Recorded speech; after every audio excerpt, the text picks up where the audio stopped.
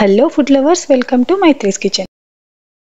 ఈ రోజు నేను మన రెసిపీలో పొటాటో చీజ్ స్టిక్స్ ఎలా ప్రిపేర్ చేయాలో చూపిస్తాను. ఇవైతే చాలా ఈజీగా మనం ఇంట్లో ప్రిపేర్ చేసుకోవచ్చు.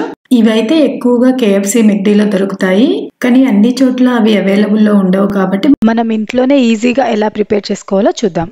ఇప్పుడు మనం ఒక బౌల్లో బాగా ఉడికించిన పొటాటోస్ని తీసుకోవాలి. బాగా ఉడికించాలి. పొటాటోస్ని ఇలా మెత్తగా అయిపోయేలాగా పేస్ట్ లాగా అవ్వాలండి. కలిపితే ఇలా మెత్తగా చేసిన తర్వాత ఒక 2 స్పూన్స్ కార్న్ఫ్లోర్ వేసుకోవాలి. నేను ఇక్కడ 2 పొటాటోస్ తీసుకున్నాను కాబట్టి 2 స్పూన్స్ కార్న్ఫ్లోర్ వేసుకున్నాను. లైట్గా పెప్పర్ వేసుకుంటున్నాను. అలాగే సాల్ట్ మీ టేస్ట్కి తగ్గట్టుగా వేసుకోండి. ఇప్పుడు మొత్తం బాగా కలుపుకోవాలి, స్మూత్గా అయ్యేలాగా. ఇప్పుడు దీన్ని రౌండ్ చేసుకుందాం. చూస్తున్నారు కదా, ఈ విధంగా రౌండ్ చేసి ఈ విధంగా ప్రెస్ చేసుకోవాలి.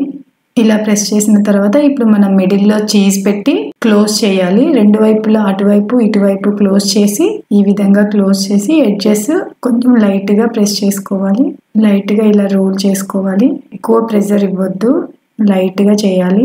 ఇప్పుడు మనం ఒక ప్లేట్లో కార్న్ఫ్లోర్ తీసుకొని పొటాటో స్టిక్ మొత్తానికి కూడా కార్న్ఫ్లోర్ అప్లై అయ్యేలాగా చేసుకోవాలి. ఈ విధంగా చేసి అన్నిటినీ పక్కన పెట్టుకొని ఇప్పుడు మనం ఒక 2 ఎగ్స్ని బౌల్లో తీసుకొని ఇలా ఎల్లో వైట్ మొత్తం మిక్స్ అయ్యేలాగా కలుపుకోవాలి. అలాగే బ్రెడ్ క్రమ్స్ కూడా తీసుకోవాలి. ఇప్పుడు ఈ పొటాటో స్టిక్ని ఎగ్లో మొత్తం మునిగేలాగా కలుపుకోవాలి.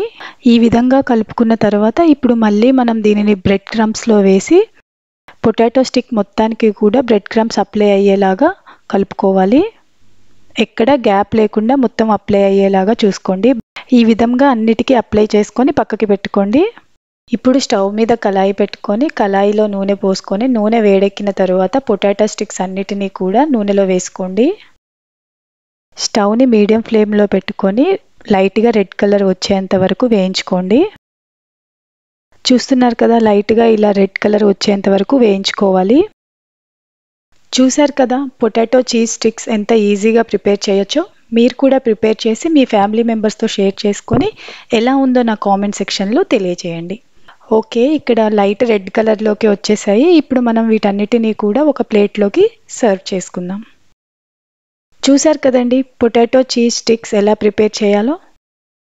మీకు గనక ఈ వీడియో నచ్చినట్లయితే ప్లీజ్ లైక్ చేయండి, షేర్ చేయండి, కామెంట్ చేయండి. అలాగే మరిన్ని ఇంట్రెస్టింగ్ రెసిపీస్ కోసం నా ఛానల్ని సబ్స్క్రైబ్ చేయండి. Thank you for watching.